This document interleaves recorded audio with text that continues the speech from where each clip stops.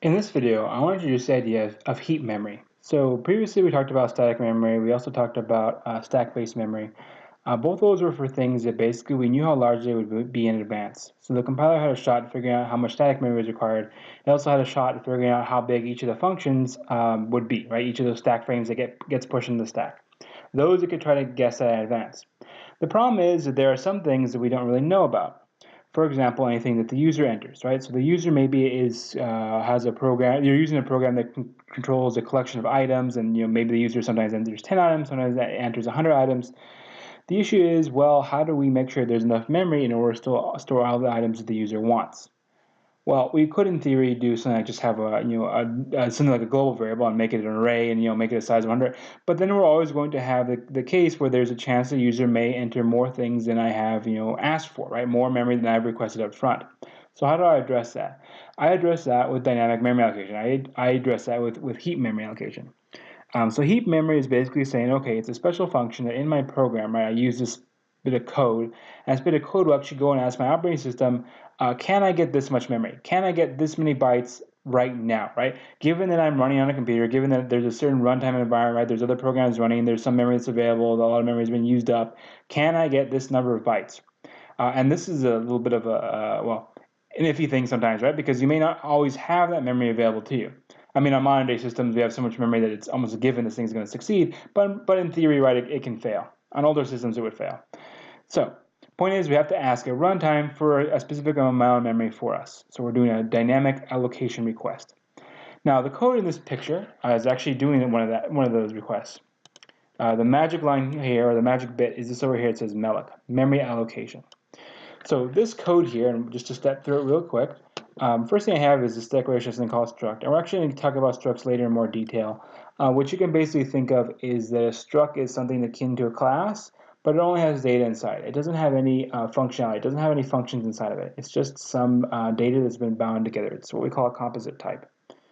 So this is a struct basically combines a string for a name and then an integer for a phone number. They're just kind of glued together, right? Picture how you could somehow glue together pieces of data inside of a single class in a language like Java. So that's what that code has there. And then we actually have two different versions of malloc here, or two different invocations of malloc. So malloc again, right, is memory allocation. So it's a function we use inside of the C standard library in order to request memory. And literally what we're doing there when we have something like malloc of 38 is saying, hey, operating system, can you find me an allocation of size 38 bytes? And what this function is supposed to do is it's supposed to go and basically query for that and return to you, the programmer, a pointer to a place in memory where there's 38 bytes that you can use. And hopefully, right, the operating system is tracking that and can see behind this, or can keep it safe behind the scenes, right? Basically make sure nobody else that needs memory ends up in your little place, right? So that should be some memory that's private to you. Those 38 bits should be something that only you have the ability to read and write into. And so you get that pointer, right? And here you can see it's assigned to P. So we're basically saying, hey, I'm asking for a pointer. Well, I'm asking for 38 bytes of memory, and the function should return to me a pointer where basically from that address and going 38 bytes forward, all that memory should be stuff that I can use. And so now I can do stuff like basically do that, go to the P variable, and I can store something there because it's now the address of some memory that I've requested from my operating system. Generally, the diagram I like to use for this type of operation is this cloud, right, to represent that there's just kind of a lot of stuff in there. So in my program has something like a P variable, and that P variable actually is going to do something like live on the stack, right? There's obviously some function this code is running on, so maybe there's some stack frames, and in one of those frames, the P variable has been declared. That's where P lives. But then P is basically, right, the pointer to some other memory. So over here, right, this would be my 38 bytes. I don't know what's stored in there right now. I can put something like maybe a string or something. But that's all stored in that bit of memory. It's all off to the side, right? It's somewhere else in the system. It's something that I requested at runtime from the operating system. Okay, so graphically, that's kind of how malloc works, right? It's reaching out, just grabbing a piece of memory just somewhere off there. The other way I can use malloc, the other syntax, is, and this is what you'll see more commonly, is with the size of operation, or the size of function, or my macro.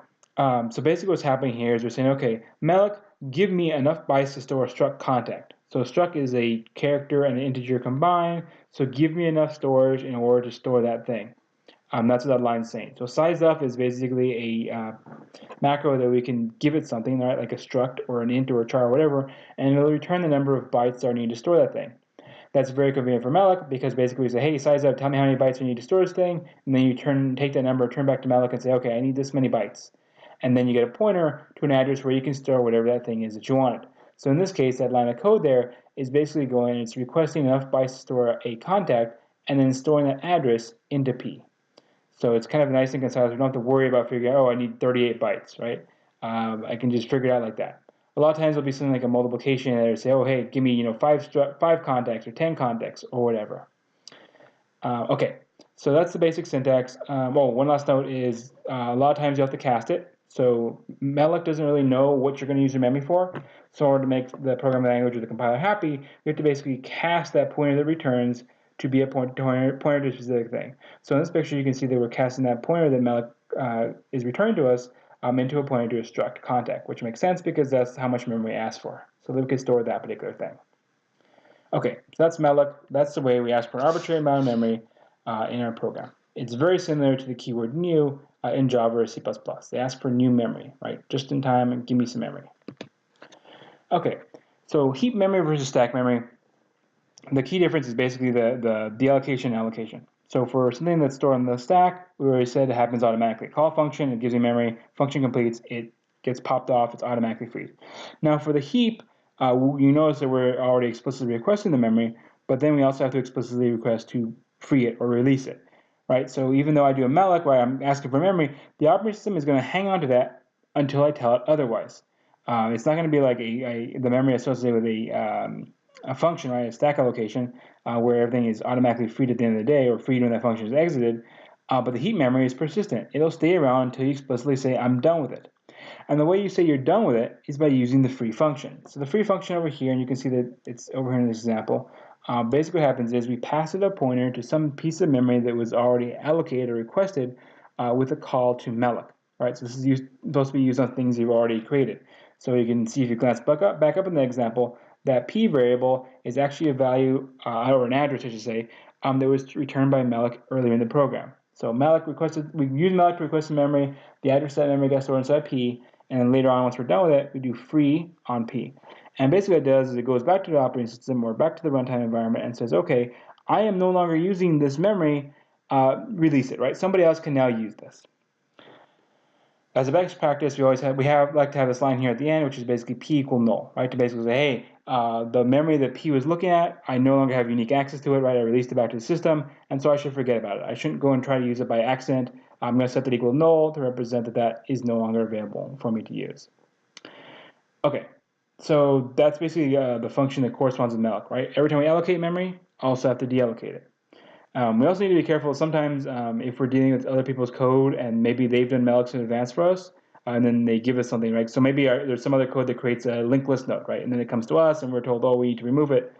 Then we're going to end up being the people that free it, right? So malloc and free may be in different parts of your program. They may not be, side by side, 10 or 20 lines apart. They may be, a bunch of mallocs at the beginning of your program, and then later on at the end of the program, that's where all the frees are. They're not necessarily just right next to each other. Okay. So this is explicit memory management, which is different than something like Java, which has garbage collection. In Java, we don't have the keyword free. We don't have malloc either, right? We do have new, but we don't have malloc, and we certainly don't have free.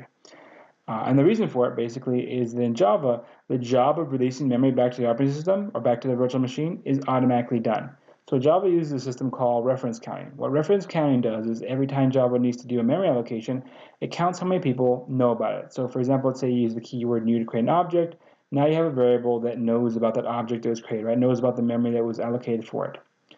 Maybe you do some other things, do some assignments, then you get another variable that points to the same thing, another variable points to the same thing. Java will basically keep track of it. Tracks how many people or how many parts of your program know about a particular memory allocation. And then later, right, maybe those variables are destroyed. They were on the stack and they get popped off. And eventually you get to the point where nobody knows about that memory allocation that Java did on your behalf. The number of references to it is 0. Now, when that happens, Java can say, oh, hey, you know what? That memory allocation I did earlier, nobody can get to it. Nobody can talk about it. Nobody can access it. Nobody can read from it. That means it's fair game to get rid of it, and it'll be garbage collected. So Java will then go and say, basically, I can release this memory, give it back to the system. It's the equivalent, right, of calling free, basically, when you're done using something. So it is kind of a nice feature in Java, basically to give back memory once it's no longer needed. The only issue is that it can be a bit slow because there's some overall basically time you have to spend in the background in order to do the counting, in order to release things, when they're ready to go. It's just a little bit of overhead in the background versus free. Free happens exactly when you tell it to happen, which also then gives us a little bit more flexibility, right? Instead of having Java decide that on its own, we can manually decide, this is when we want to free something, this is when we want to allocate something. So a little more control, although then we also have to spend a little bit more time understanding it. Last two things here to talk about are some issues that can occur. First is memory leaks, the second is dangling references. Memory leaks you've probably heard of. Basically what it's saying is that some programs, they request memory, right? They do a malloc, they allocate something, and then they forget about it. They basically don't do a free on it, they just let it run there in the background. This is an issue because what we have is basically a program that it's using that memory that is, purposeless, right? It doesn't do anything. And so over time, if that program runs for a very long time, it may basically build up all this, memory leaks, right? All this memory that you asked for, and it's not really using it, didn't bother to free them, and all of a sudden you can't do anything, right? There's no memory left, you consumed everything.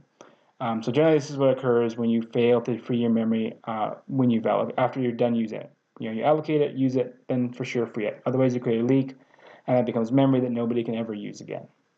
The other kind of issue here is dangling references, and what that's saying is that sometimes we may end up with a pointer to memory that's not really ours. Part of the point of malloc, right, is to return an address of a place that we're safe to make modifications to. But what happens if, for example, I do a free on that pointer, but I still keep the pointer around? So the pointer has the address of where is the memory allocation that I requested from the system way back when. Well, the issue is in C is not very smart, so even though we've done a free on that memory that was requested at location and we have the address to it, that address is still something that I can use. So I can do something like that address P, P equal P plus 1 or something like that, right? Well, P star equal P star plus 1. I can still increment that address. Even though I've released the memory back to the system, I can still mess with it. And that's called a dangling pointer because it's a pointer to something that's no longer mine, right? It's just dangling off there in space. It's looking at just whatever happens to be there. It's not looking at a space of memory that's reserved for me by the operating system, which is really what I want, right? I don't want to have memory. I don't want to have pointers into arbitrary parts of memory because that will just get me into trouble.